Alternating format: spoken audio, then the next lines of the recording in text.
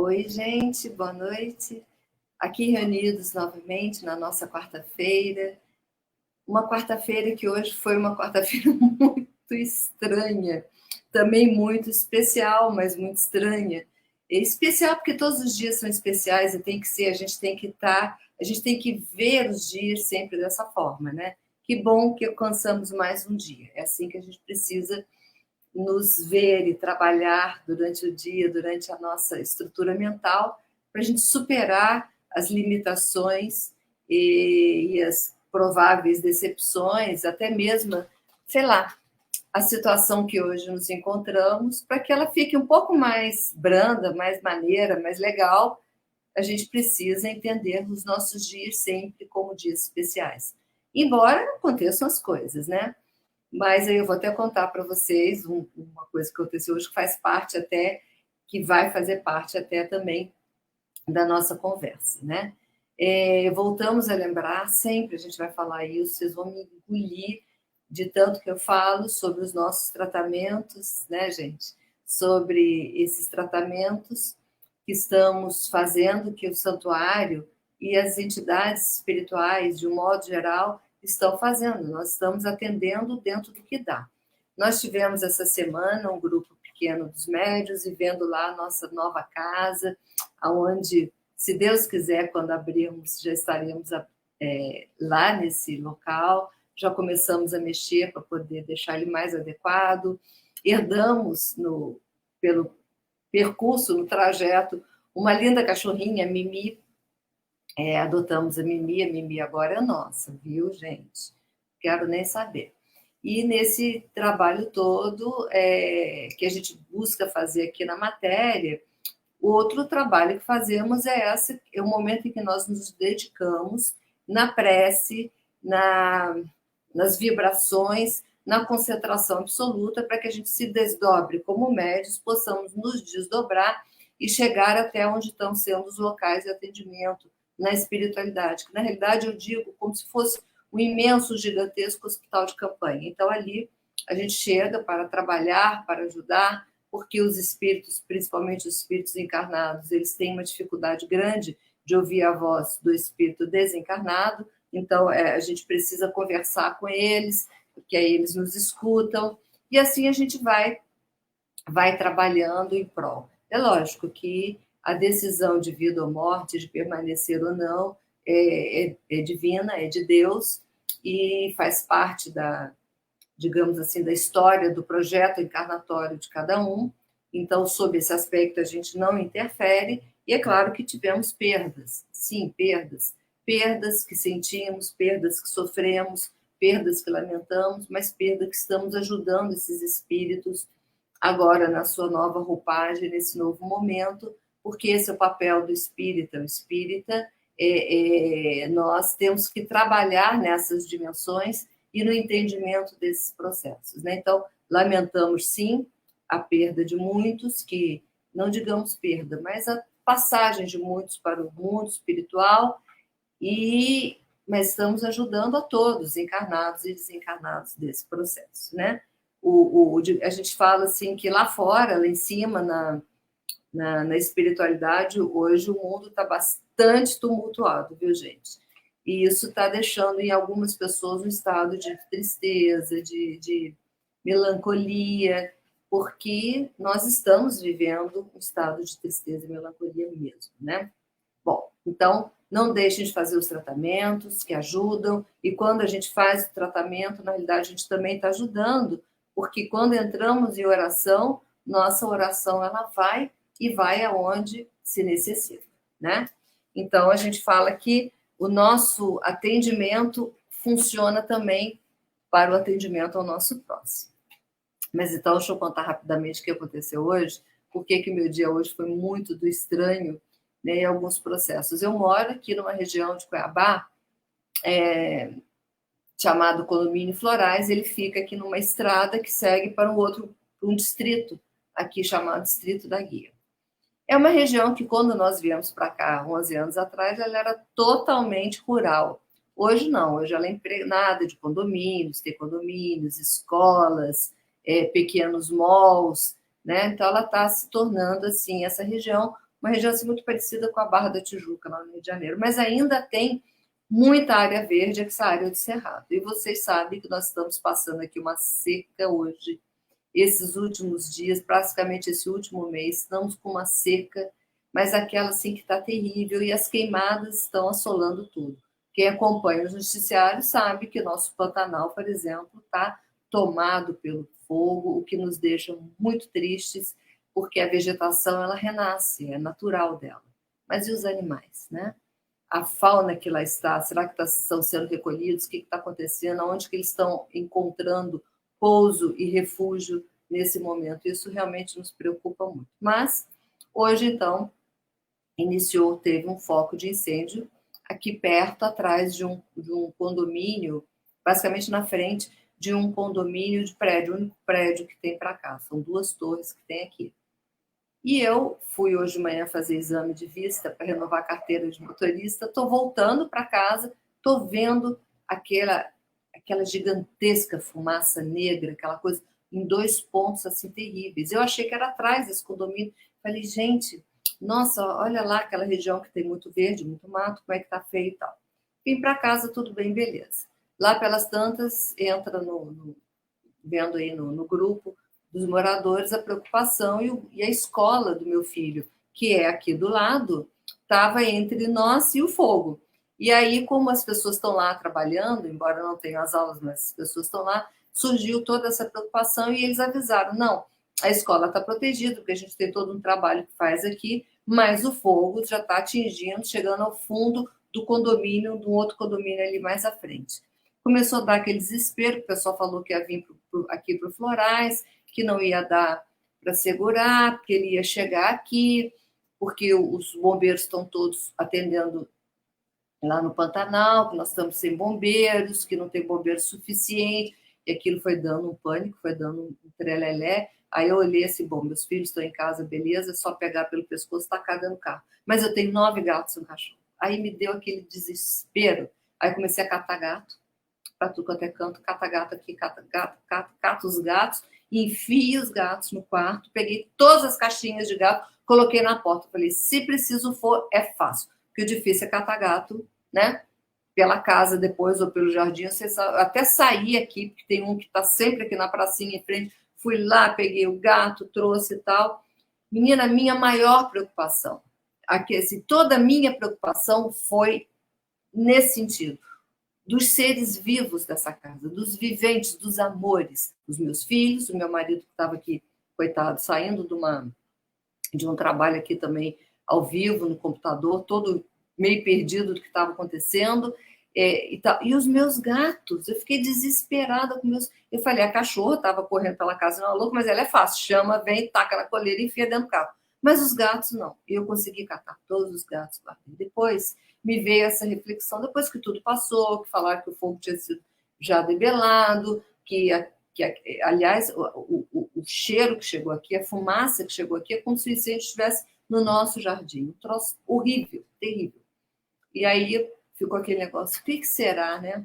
Aí vem aquela pergunta, que é uma pergunta que a gente tem que fazer, eu vou fazer essa pergunta para vocês hoje. Numa situação extrema, que a gente possa se ver na vida, o que você vai salvar? Quer dizer, qual é a sua preocupação do que você vai salvar? Se você pode salvar algumas coisas, o que você vai salvar?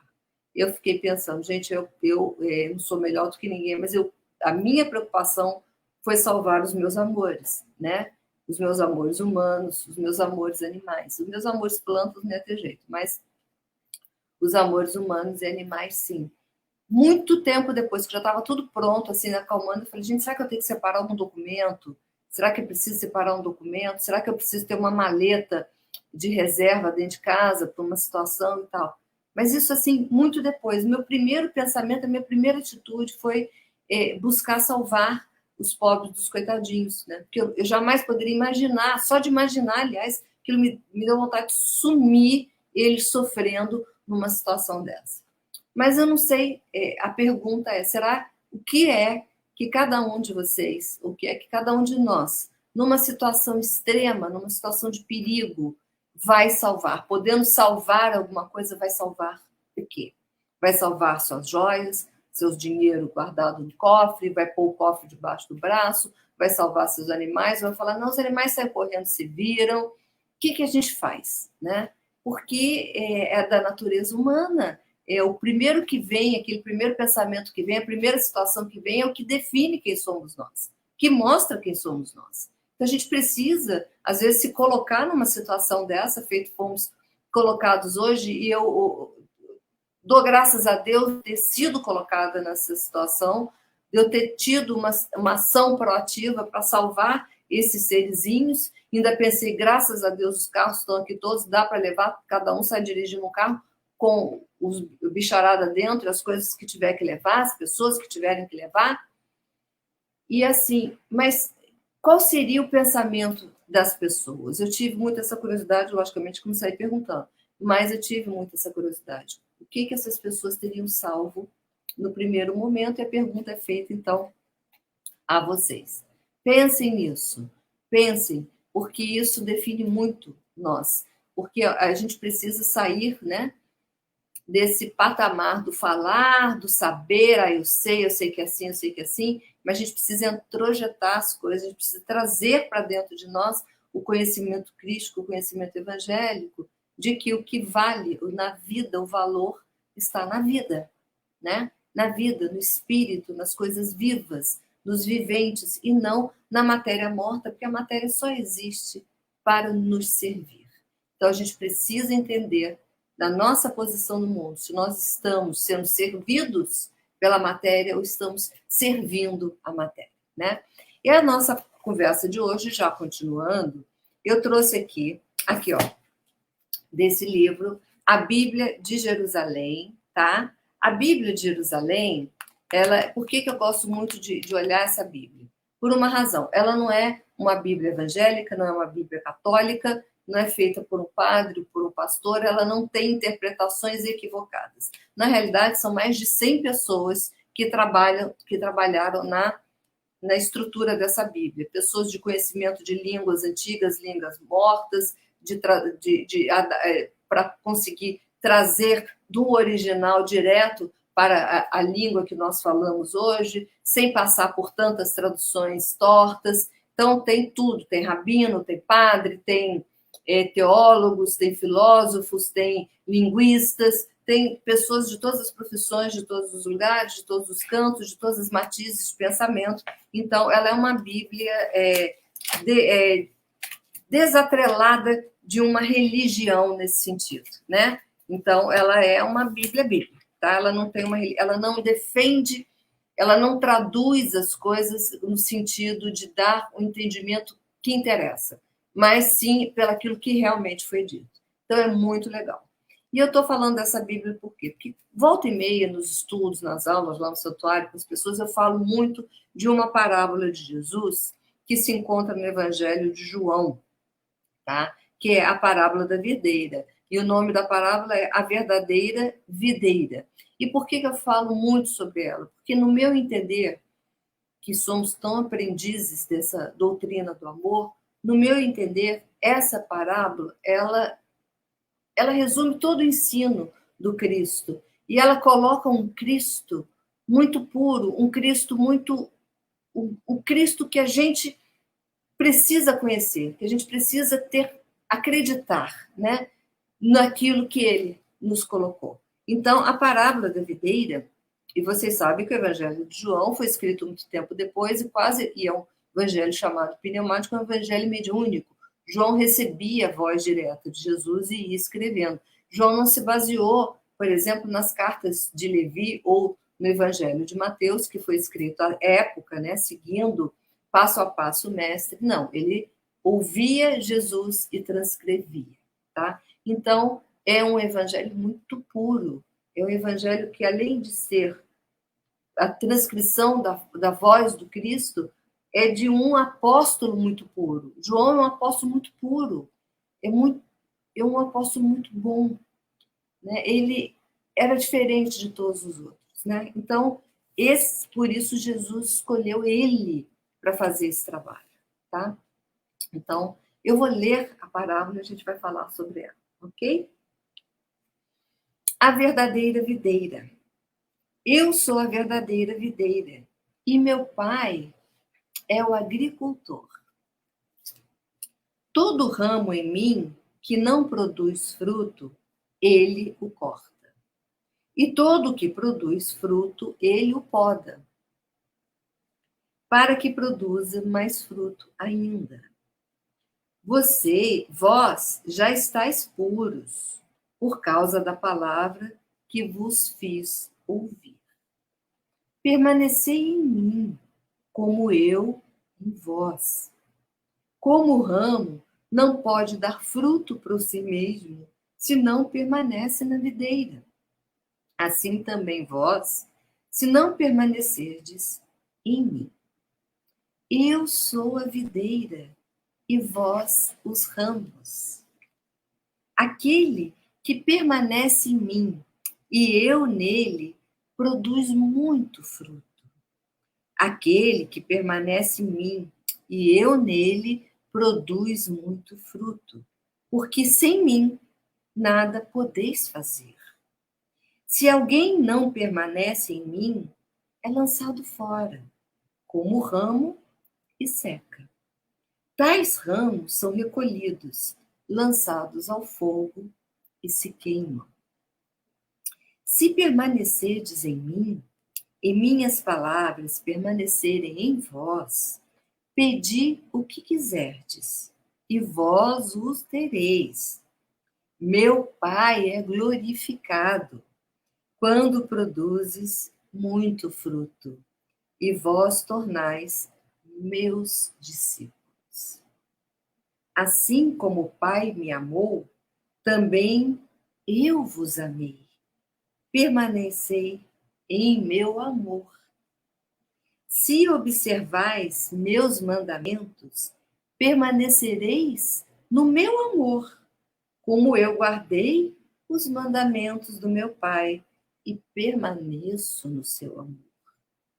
Eu vos digo isso, para que a minha alegria esteja em vós e vossa alegria seja plena.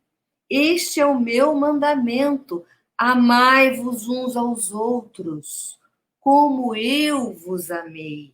Ninguém tem maior amor do que aquele que dá a vida por seus amigos. Vós sois meus amigos, se praticais o que vos mando. Já não vos chamo servos, porque o servo não sabe o que o seu senhor faz. Eu vos chamo amigos, porque tudo o que ouvi de meu Pai, eu vos dei a conhecer. Não foste vós que me escolhestes, mas fui eu que vos escolhi e vos designei para irdes e produzirdes fruto, e para que o vosso fruto permaneça a fim de que tudo o que pedirdes ao Pai em meu nome, ele vos dê. Isto vos mando, amai-vos uns aos outros. Olha, eu fico arrepiada. Sinceramente, eu fico emocionada, eu fico tomada de uma espiritualidade quando eu leio essa parábola. Ela diz tudo, tudo, tudo, tudo, tudo, toda a missão, todo o messianato do Cristo se resume nessa parábola. Ela diz tudo. Ela diz em palavras sutis que foram colocadas da forma com que Jesus narra. Ela é muito sutil e é muito profunda. Então ele diz que o ramo que está nele não produz fruto, ele é cortado, e o que produz é podado. Olha a diferença. Então, Jesus, à época, disse, claro, em bom tom, que ele era o caminho da verdade, o caminho para a verdade, o caminho para a vida, o caminho para a paz, o caminho do amor. Então, quando ele se coloca assim, ele aqui está dizendo que ele é aquele tronco, ele é a videira, ele está ali, e que nós somos troncos que agregados a ele porque ele nos escolheu. Nós fomos espíritos que, quando saídos lá da oficina de vida, divina, dentro do princípio espiritual, fomos escolhidos, aquela leva, aquele elemento do princípio espiritual, buscando criar por experiências dificílimas de agregação nos reinos inferiores, para conseguir a nossa individualidade, para formar o princípio inteligente individualizado, que é o espírito, que somos nós. Jesus foi e nos catou. Ele disse: eu estou construindo esse mundo para esses espíritos. Não fomos nós que um dia lá, sem ter o que fazer, falou: não, eu vou ser espírito lá da terra e vou ouvir esse cara. Não. Ele nos escolheu a dedo, como escolheu seus apóstolos, como decidiu quem seriam os seus discípulos, os seus apóstolos. Que ele lá na espiritualidade colocou-os todos lá e falou: tal época, vocês estarão lá encarnados, eu estarei lá junto a vocês e vou encontrá-los. Ele escolheu dedo a dedo esses apóstolos, esses discípulos. Ele nos escolheu, cada espírito nesse planeta foi escolhido a dedo por Jesus. Então, ele nos colocou como seus ramos. Nós fomos os ramos que ele construiu, que ele escolheu, que ele fez com que nascesse, com que brotasse. Agora, qual é a mensagem do Pai? Qual é a mensagem do Cristo? Que tudo no mundo, a lei divina é a lei do amor.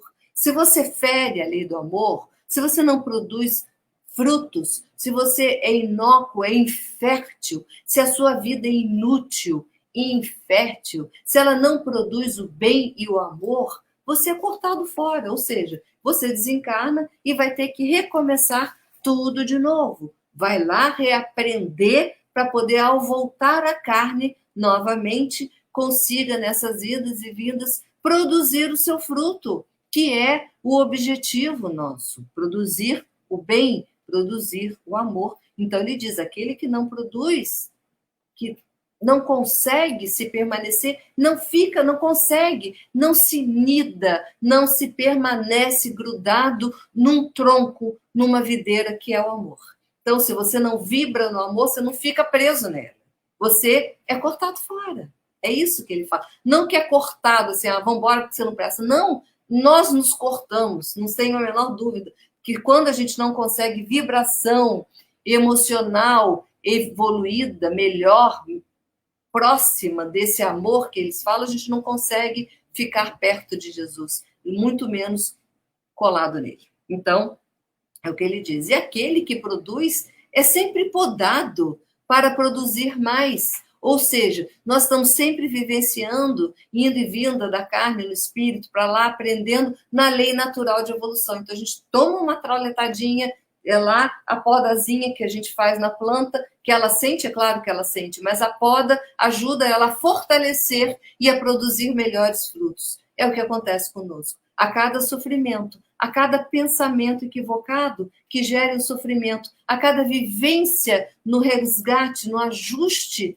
dentro de um sofrimento que nós praticamos, que nós criamos, que nós construímos, essa dorzinha, esse passar por essa lição, eleva a nossa estrutura moral, nos coloca num patamar de bons aprendizes. E o fruto, o resultado final disso aí, dessa poda, dessa dor, desse sofrimento, é o aprendizado, é a evolução, é crescimento, é um passo a mais na direção do amor e na direção do bem. Então, é isso que é a poda que Deus nos faz, né?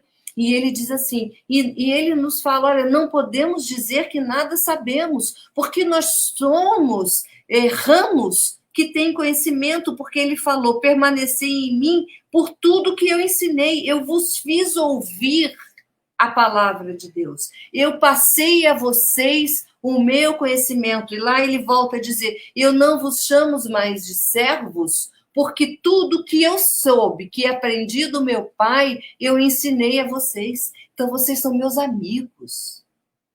Vocês são meus irmãos. Vocês são meus amigos. Vocês têm o mesmo conhecimento que eu tenho.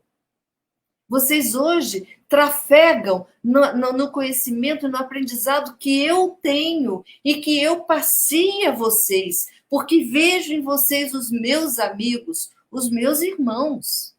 Gente, isso é muito profundo. Ele nos coloca em igual. Nós temos o conhecimento que ele não nos negou nada. E tudo que ele tinha para nos ensinar, tudo que ele aprendeu como espírito que saiu do mesmo lugar que nós e foi aprendendo numa evolução, ele nos fez ensinar. Ele nos deu esse caminho. Ele nos deu esse aprendizado, né? Então, a gente não pode dizer que não sabe. E é esse aprendizado que nos faz permanecer preso como ramos nessa videira, senão a gente cai fora. A gente se solta porque não encontra nidação ideal, não encontra sintonia de vibração para ficar grudado ali. Não é? E ele fala, aquele que permanece em mim produzirá bons frutos. Claro, porque está na lei de amor, está no ensinamento do Cristo, está na lei natural e divina do amor, da justiça e da caridade, está em concordância com o ensinamento crístico evangélico, nos faz produzir sempre mais frutos e sempre melhores frutos. Claro, porque os nossos frutos serão sempre mais próximos desse amor que ele nos ensinou, o amor que ele nos diz que nós devemos ter um por os outros, que é o amor que ele tem por nós, né? Aí ele fala, se permaneces em mim, as palavras também permanecerão. Ou seja, o ensinamento permanece e ele se transforma em aprendizado. Porque o propósito, gente, não é ler. Ah, eu sei tudo, já li tudo, eu sei tudo. Não. O propósito é, ao estudar e ao ter conhecimento, introjetar. Oi? Thor é um gato. Introjetar. Colocar dentro de si, transformar o conhecimento em aprendizado. E aí, quando aprendemos, a gente não precisa mais pensar sobre ele já está em nós. Então, quanto mais sabemos, mais aprendemos, mais somos. Deixamos do estado do estar em para ser alguma coisa. Então, deixamos de estar como aprendizes para sermos cristãos. Passamos do estado de aprendizes do Cristo para cristãos, né? Então, cristão é um estado de ser, não de estar naquele momento, tá? Ele diz, assim como o Pai me amou, eu amo vocês. Então, o mesmo amor, que é o amor divino, então ele fala que o amor divino, que é o amor que Deus deu a ele, deu a todos nós. E ele nos mostra isso, ele nos ensina isso, e mostra isso no amor que ele transmite a nós, né? Mais do que falando, ele dá o amor a nós, né? Observai os meus mandamentos e permanecereis. Aí ele já está mudando. Olha o salto que ele dá. Primeiro, nós somos ramos numa videira, ele é videira, nós somos aprendizes, estamos aprendendo a produzir frutos. Quando a gente começa a produzir bons frutos de forma sistêmica, correta, mostrando que deixamos de estar para sermos, aí nós entramos, então, nesse patamar, na sintonia do amor divino. Então, é o amor que Deus tem por ele, Jesus, e que Jesus tem por nós. Então, é o amor de Deus para nós, o amor de Jesus para nós. Aí, a gente entrou numa outra categoria. Olha só, isso tudo é evolução. Aí ele fala, se observar os meus mandamentos, ou seja, tudo que eu ensinei e falei como deveria ser, e entender esse meu amor, ele fala, permanecereis no meu amor. E como eu guardei os mandamentos do meu Pai, eu permaneço no amor do Pai. Então, agora, nós saímos da matéria ramo de uma videira para elemento espiritual, amor na estrutura do amor do Pai. Então, agora, a videira é o amor, e como a gente aprendeu isso e tornou-se isso, nós, então, ramos que se transmutam em amor.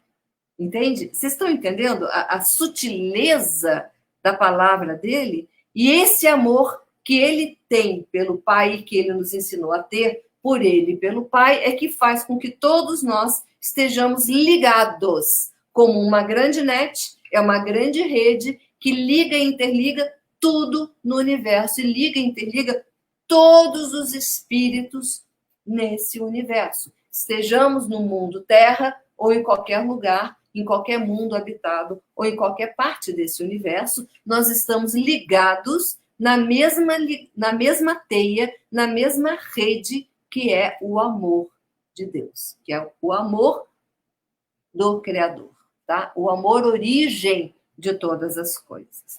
E ele diz assim, e eu vos digo isso, para que a minha alegria esteja em vós, a vossa alegria seja plena. Então, quando a gente atinge esse patamar, esse estado de ser, esse estado de amar, transmutando-nos de ramos para energia de amor, transmutando-nos de ramos para espíritos em amor e espíritos de amor, tá? Ele diz, a alegria é plena, a alegria dele e a nossa alegria, ou seja, a gente vai atingir o patamar dessa felicidade, desse estado pleno de ser, o estado pleno de ser feliz, né? Aí é a alegria, é a felicidade, é o ser feliz, tá?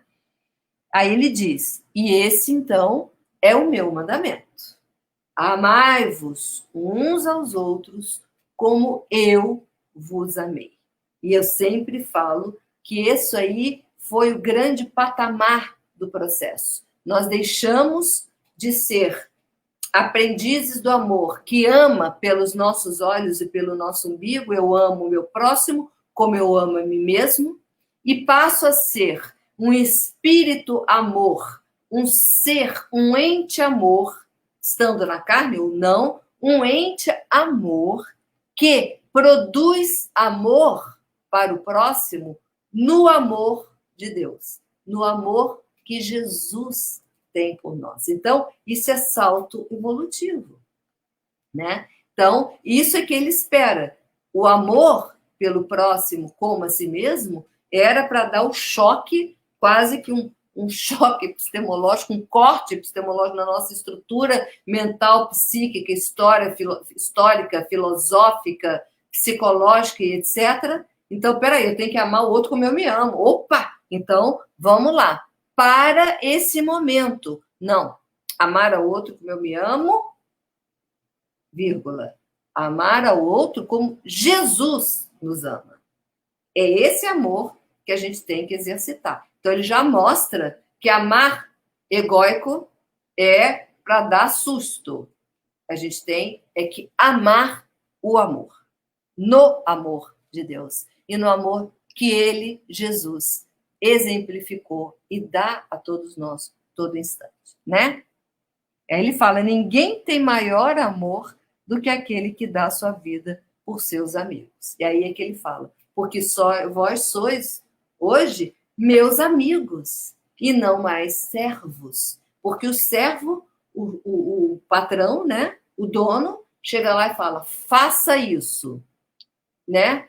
E acabou, né? Ele não. O amigo, ele. Você vai fazer isso assim, assim, assim. E esse é o caminho que você vai seguir, né? E essa diferença é muito interessante para o povo que ele falava na época, né? Para as pessoas entenderem que ele deu um ensinamento, né? Ele não deu só a multiplicação dos peixes, o peixe para comer. Ele deu a condição da gente estruturar a vida, como tem esse ditado que as pessoas falam, você pode e deve dar o peixe a quem tem fome, mas também ensina-lhe a pescar. Então é isso que ele fez, ele nos ensinou, né? E aí cabe-nos agregar esse aprendizado, esse ensinamento na nossa vida, né? E ele nos deu o caminho. Aí ele diz isso, amigos, porque tudo que eu ouvi de meu pai eu vos dei a conhecer. Aí ele fala aquilo que a gente falou antes, que é importantíssimo. Não foste vós que me escolhestes, mas fui eu que vos escolhi e vos designei para irdes e produzirdes frutos. Fui eu que vos designei. Fui eu que vos achei. Fui eu que vos escolhi para serem os espíritos que evoluiriam sob a minha orientação, sob a minha coordenação espiritual, da minha falange crística. Então, Jesus escolheu a dedos todos nós, todos nós, todos nós, sem exceção, né? Aí continua ele, né? E para que vosso fruto permaneça, a fim de que tudo que pedirdes ao Pai em meu nome, ele vos dê. Então, para que a gente possa, de fato, conseguir acessar a espiritualidade maior, acessar a Deus, dentro da nossa estrutura mental e psíquica, precisamos ir a caminho do bem, a caminho do amor, a caminho da luz, né? Porque senão, absorvendo a verdade que ele nos ensina, transmutando o conhecimento em aprendizado, introjetando o aprendizado na nossa vida e deixando de estar para sermos cristãos, bons, amorosos, não é? E poder agregar em nós esses atributos, né, que Jesus espera que agreguemos, né? E aí ele diz: isso vos mando.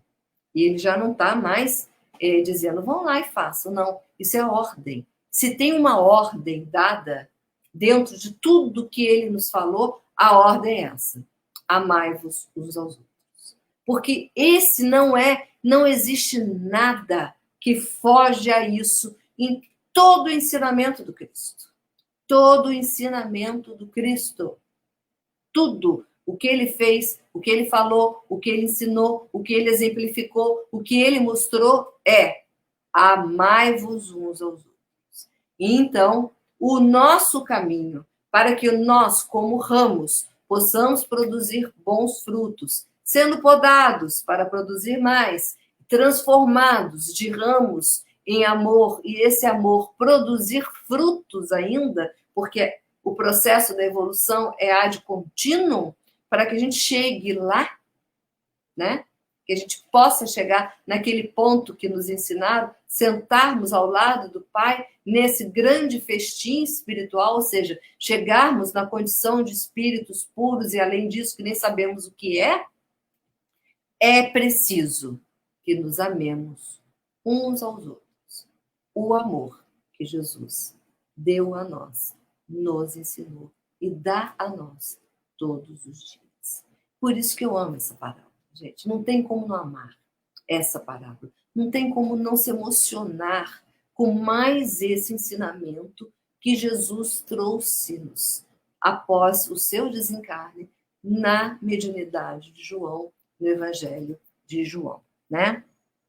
Então, ele diz assim, que fruto, aí os teólogos que escrevem a Bíblia dão algumas explicações, né? Ele diz, então, que vós, então, sereis meus discípulos. E aí, ser discípulo é ter o Pai glorificado no Filho.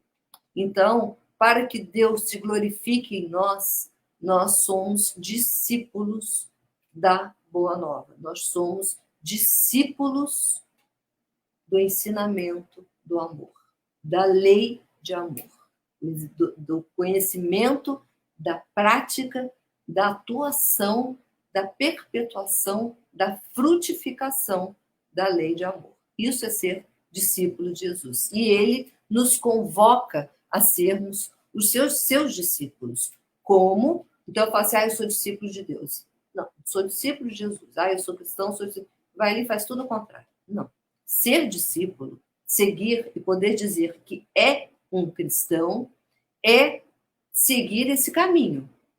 Torne-se um ramo dessa videira, ou seja, vá a Jesus, procure Jesus. Entenda, receba o seu ensinamento, o seu conhecimento. Aprenda, entenda, nide-se a ele, para que, como ramo, comece a produzir bons frutos. Então, produza bons frutos. Uma vez produzindo, nós vamos sendo naturalmente levados pela evolução à condição de videira espiritual, ou seja, à condição de discípulos, à condição de ramos do amor que produz amor, para o amor, para Deus, para o mundo, para o nosso próximo. E é isso a convocação e o ensino de Jesus para todos nós. Passei um pouquinho aqui no tempo, mas eu não podia cortar, né? Essa mensagem. E é isso, então, que o nosso querido Mestre Jesus nos ensinou e que nós devemos buscar seguir, não é? Não só minimizam os nossos sofrimentos atuais, como evitarão os nossos sofrimentos futuros. Mas se não quisermos nem pensar pelos nossos sofrimentos, porque são naturais e inerentes a nós, vamos pensar que não é justo mesmo provocar o sofrimento no nosso próximo. O nosso próximo, seja ele quem for, só merece o nosso amor, né? Que Jesus nos abençoe. Hoje eu programei para a gente fazer uma prece no final daquela música do Pai Celeste. Então, vamos fazer a prece com o Pai Celeste, que é uma música que a gente gosta muito de cantar lá no santuário. Espero lembrar. Tem tantos dias que eu não canto, né? Tem tanto tempo. Mas vamos lá. Vamos fechar os nossos olhinhos e cantar orando a Deus. Pai Celeste, Criador, fonte eterna de bondade, auxilia-nos, Senhor, a conquistar a verdade. Abençoe os nossos votos para o teu reino atingir. Dai-nos, Pai, a luz que aclara os caminhos do porvir. És a glória deste mundo, és a paz e a esperança, és a luz que não se apaga, és o amor que não se cansa. Dai-nos forças para sermos os arautos do teu amor, testemunhos verdadeiros do Evangelho Redentor, testemunhos verdadeiros do Evangelho Redentor. Testemunhos do Evangelho. Que Jesus nos abençoe hoje, sempre, que assim seja. Fiquem em paz, fiquem com Deus. Fiquem felizes, sejam felizes. Fiquem em casa. Bye, bye, bye. Até quarta-feira.